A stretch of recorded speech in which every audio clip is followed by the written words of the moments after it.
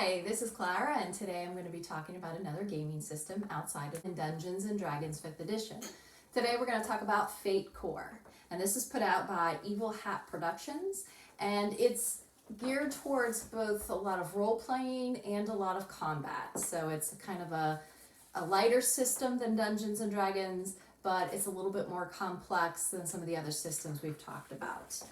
So let's talk about what you're going to need. Well, you don't have to have this book because Evil Hats Productions, on their website, they have a lot of the PDFs to start a quick game. They have the character sheets. They have a game creation worksheet. And they also have other tools that will help you and some PDFs with role-playing campaigns that you can start with your friends. I like this game system because it's a lot easier to throw together and a lot easier to do one-shots where you're just looking for a quick game with your friends. That I love this system, but it's complex enough that you could also use it for a campaign. So, some of the things that you're going to need. You're going to need a dungeon master like you do in the other game systems. You're going to need 3 to 4 players, but you can have less because you guys are building the game together. You're going to need this game creation worksheet, which allows you to work out things such as what is the name of your game, and right there you're going to put something like Space Junkers Incorporated. You're going to do your setting and scale, where you're going to talk about what kind of world it's in. It's a Star Wars universe. Your issues, which you guys are going to work together. Your current issue would be something to the effect of you all just got hired on in this junker and it's fallen apart, so you're trying to keep it together so you can do one last job. Your impending issues are going to be things such as, well, yeah, you get to where you're junking this latest ship, but there are 3 other junkers waiting and you have to deal with them, and there's an alien species on the junk ship that you have to contend with. And then you're going to talk about different scenes that each game you're going to play through, and you're going to have the name of the scene and the issue or the aspect. So one of the name of the issue could be you arrive at the junker that you're going to take apart for parts. Your issue or aspect is there are 3 other junkers there and they are fighting about who can take over that ship. So that's what you guys are going to work out together. Then you're going to have your dials, your number of aspects, and you just something to help you make a quicker game or a shorter game. And then the skills that you'll find in the book, you're going to list the skills that you think would be useful or valuable for this campaign or game. The other sheet we're going to use that we're going to go over extensively is your Fate Core character sheets. And again, these are designed for either a quick game or a campaign. And the parts that you're going to find on your name of your character, your description of your character, the aspects of your character.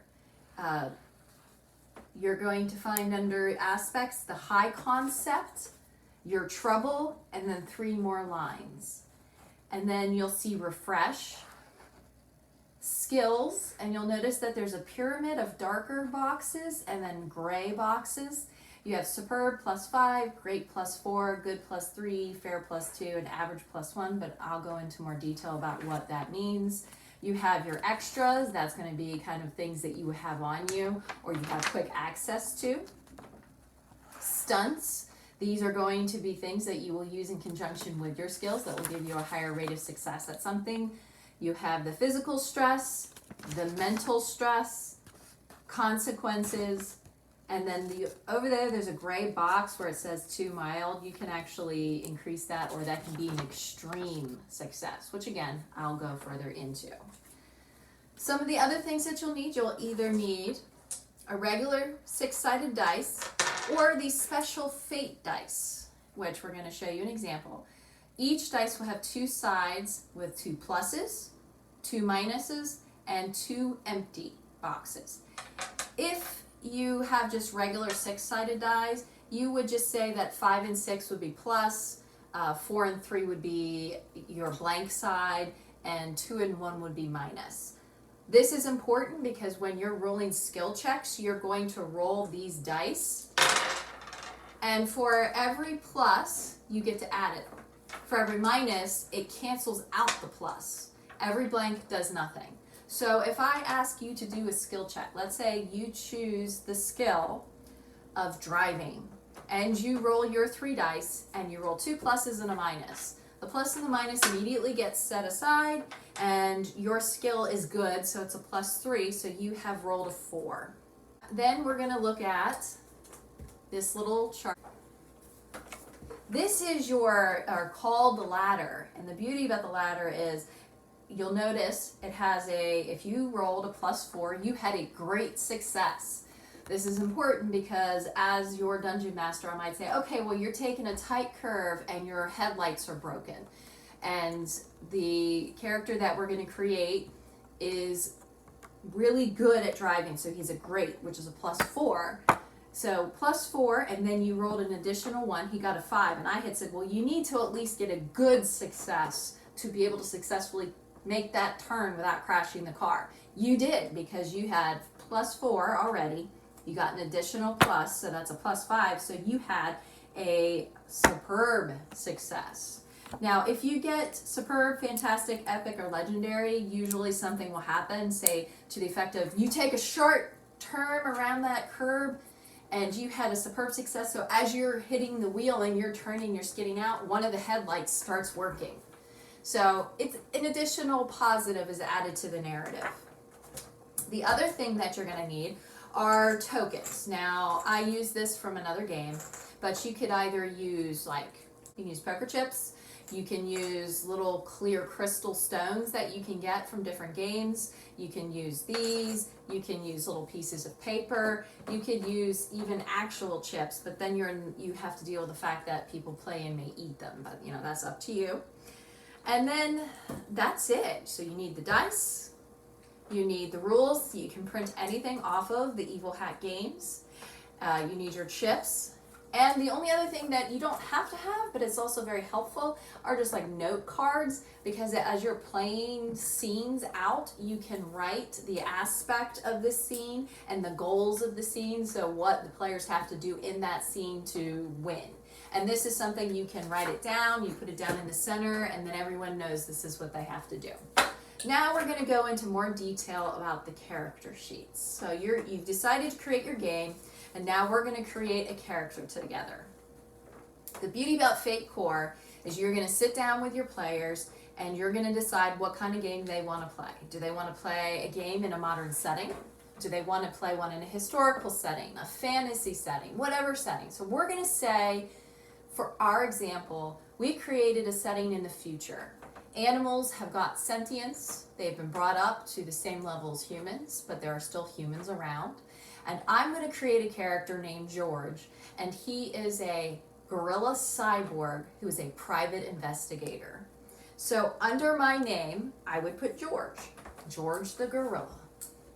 And then under description, I would put a gorilla cyborg. And I would take this moment to describe things such as his right arm has been lost and it has been replaced with a piece of a computerized robot's arm. I would also say something to the effect of he has a cyborg eye, so it allows him to see things clearer, which is helpful when he's a detective. Then I would look under aspects, and under high concept, I would take a sentence that would sum up my character's arc. So I would say that George is a cyborg gorilla who happens to be a private detective, and he is looking for the solution to that one case that got away. Then I would look at trouble. Trouble is something that you could either do it like a physical characteristic, a relationship. So George has a former partner who has become an alcoholic and occasionally comes to him for help to get him out of trouble or to help him solve a case. So that would be George's trouble, his former friend, Freddie. He also has the trouble of he loves bananas, but he's highly allergic to them. So that's another trouble. The important thing about that is when you are doing a scene or you are doing an aspect of the story, you could say, George walks into the house because he's been hired to help solve a murder that the police have rolled off as a suicide, but his wife just knows that Billy did not kill himself. So he walks into the house and he spots a bowl of bananas on the counter. Now he loves bananas. He knows if he eats that banana, he will immediately, regret doing it. Either he'll have an immediate allergic reaction, or that night it'll come back to haunt him.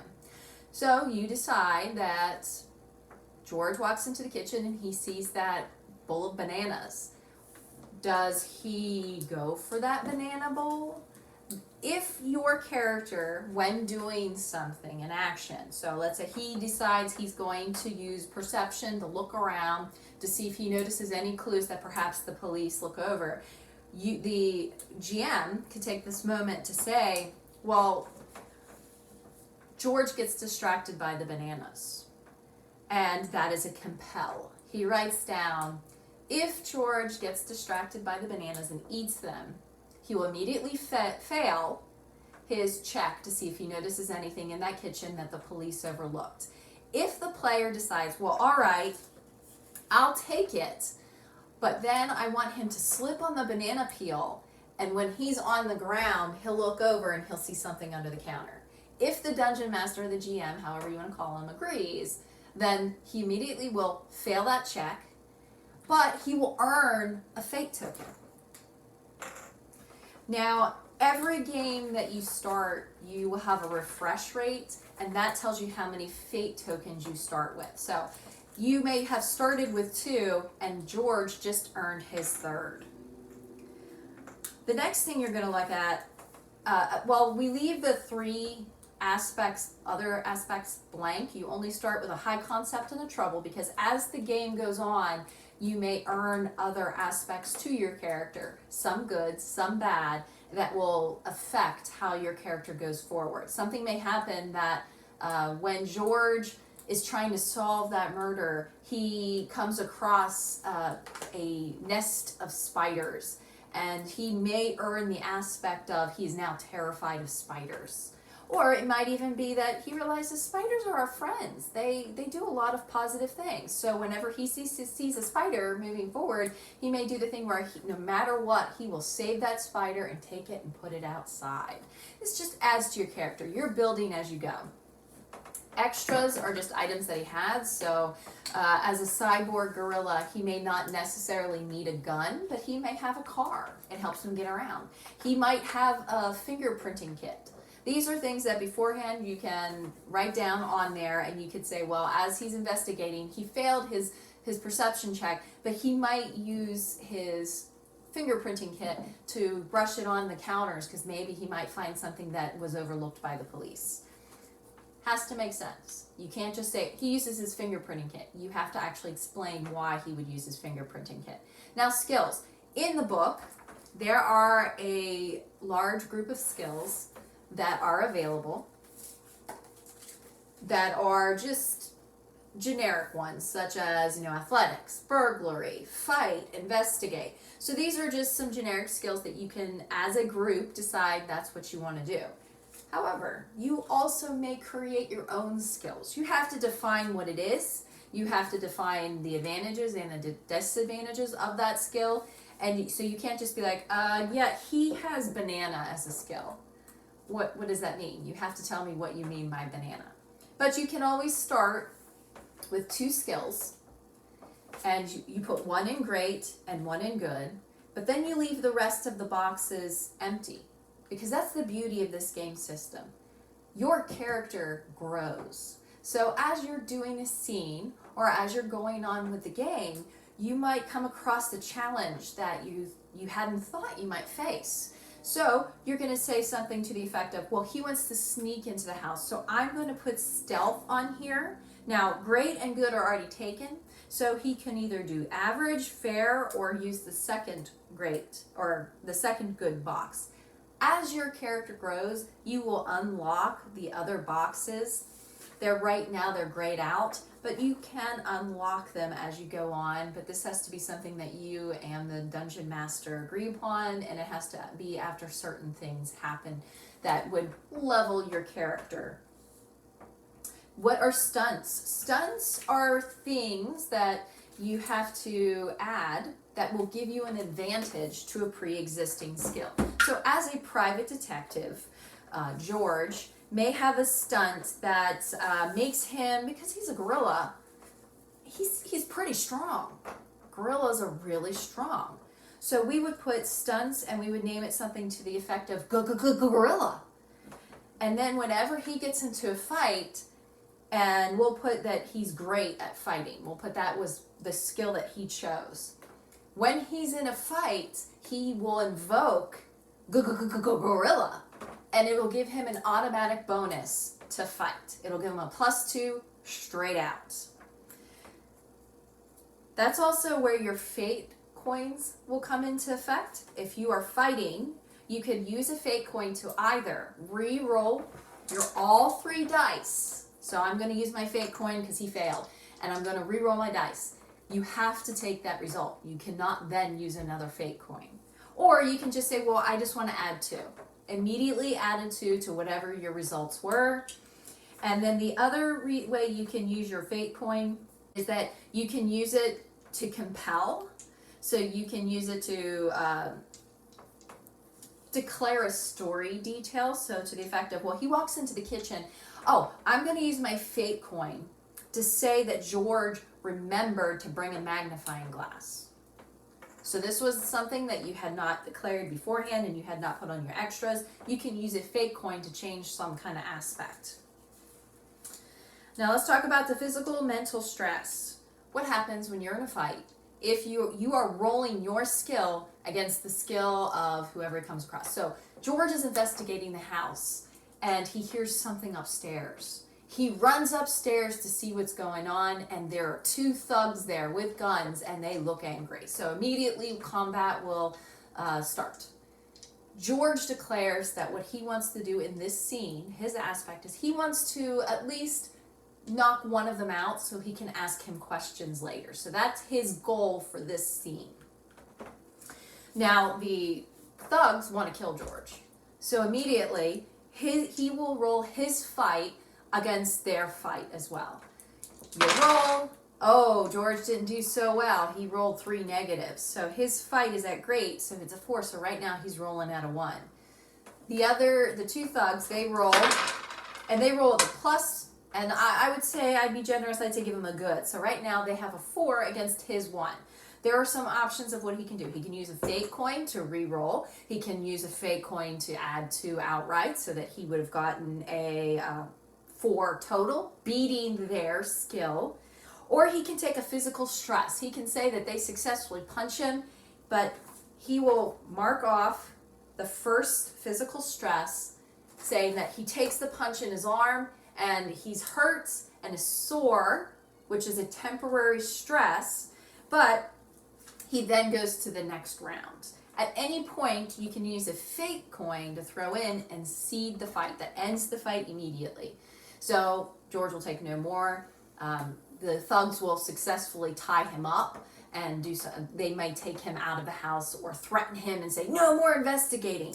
That's just whatever the dungeon master agrees is the end of the fight. They might even knock him out. If George, however, succeeds in his fights, he can decide that once one of them runs away because they realize, well, they're fighting a cyborg gorilla, but he successfully knocks one of them out, then he would tie him out and that would be the end of the conflict.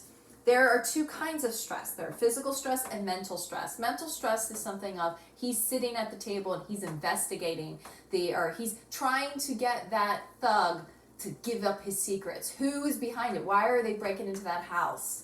And that is a fight of the wills or the mental. So he's trying to talk that thug into giving him information.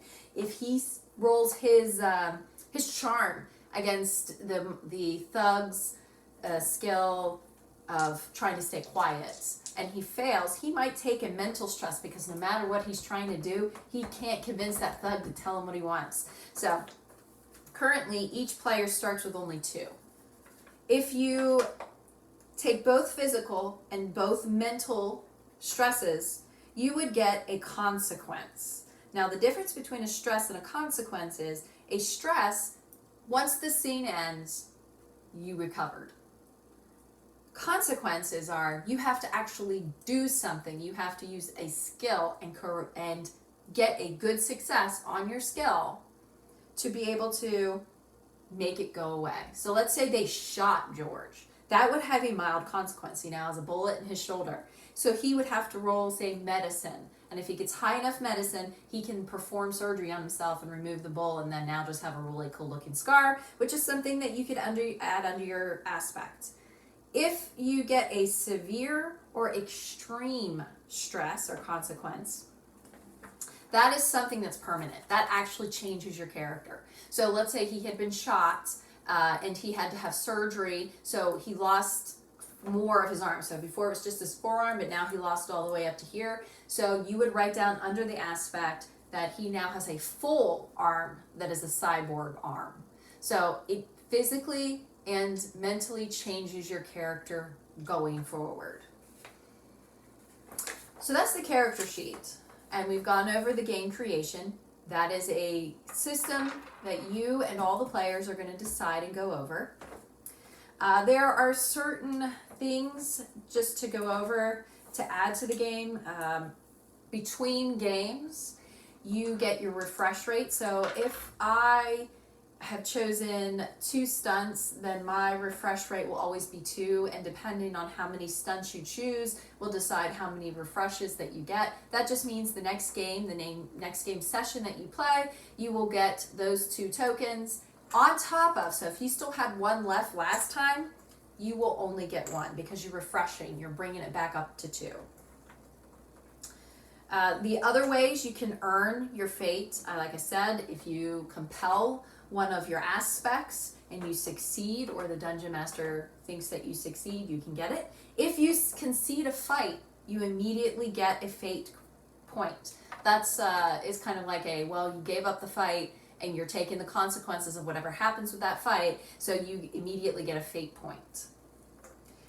And that is everything. There are a lot more details in the books. It gives you a lot of potential backgrounds that you might choose. It gives you a lot of great tips on how to build conflict in your story, how to create a story, your skills, how to create skills and stunts, how you can do things specifically. It actually goes quite into detail about some of the things for investigating, how you can overcome it, how you can create an advantage with it, how you can use it for an attack, or how you can use it to defend, because you can choose to defend instead of attacking. So it would be your defense against their fight, for example. It also gives you some investigate stunts, or stunts that will go with each of the skills. But everything you could potentially need, again, you can go to the Evil Hat Productions, which I'll add in the description, and they have everything that you need there. There are a lot of videos online on YouTube that will go into further detail, but it's a very quick and easy system that you can use. You can either get the dice, you can get some 6-sided dice, you can decide how you want to play it, and it's really about driving story. And that is the Fate Core system.